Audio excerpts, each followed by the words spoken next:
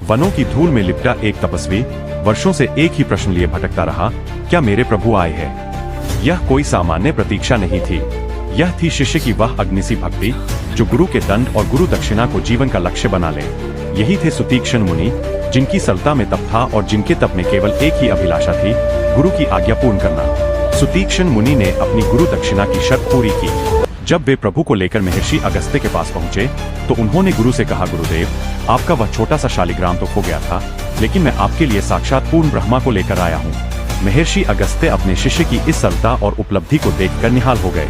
उन्होंने सुतीक्ष्ण को गले लगा लिया और कहा कि वह खोया हुआ शालिग्राम तो मात्र एक निमित्त था, असली उद्देश्य तो तुम्हें इस महान पद तक पहुंचाना था जहां तुम प्रभु को पा सको। आश्रम में प्रभु श्री राम और महर्षि अगस्त्य का मिलन ज्ञान और शक्ति का दिव्य संगम था।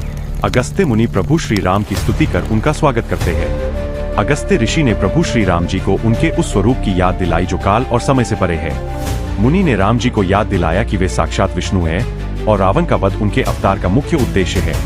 अगस्त्य मुनि ने ही प्रभु को वह विद्या दी जो आगे चलकर रावण के साथ अंतिम युद्ध में काम आ सके। ऋषि ने प्रभु को उनका वैष्णव धनुष दिया जिसे स्वयं विश्वकर्मा ने बनाया था।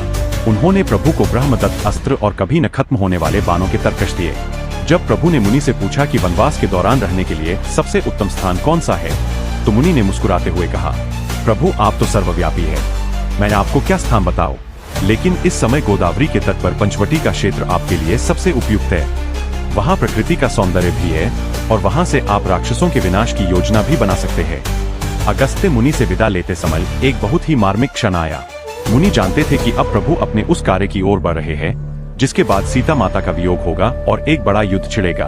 उन्होंने बड़े भारी मन से प्रभु को विदा किया और प्रभु मौन मुस्कान लिए माता सीता और भाई लक्ष्मण के साथ पंचवटी की ओर बढ़ चले, जहाँ से इतिहास नहीं धर्म की अमर कथा रची जानी थी। आगे की कथा में हम जानेंगे महर्षि अगस्त्य वास्तव में कौन थे, उनका तप, उनकी शक्तियाँ और वह रहस्य जिसने उन्हें दक्षिण का महानतम ऋषि बनाया। कैसे एक ऋषि ने देवताओं, दैत्यों और स्वयं समय को भी चुनौती दी। यदि यह कथा आपके हृदय को छू गई हो तो कृपया लाइक करें, अपनी भावना कमेंट में लिखें और चैनल को सब्सक्राइब जरूर करें। आपका एक छोटा सा सहयोग हमें आगे भी रामकथा के ऐसे ही दिव्य और दुर्लभ प्रसंग आप तक पहुंचाने की शक्ति देता है। जय श्री राम, जय सीताराम।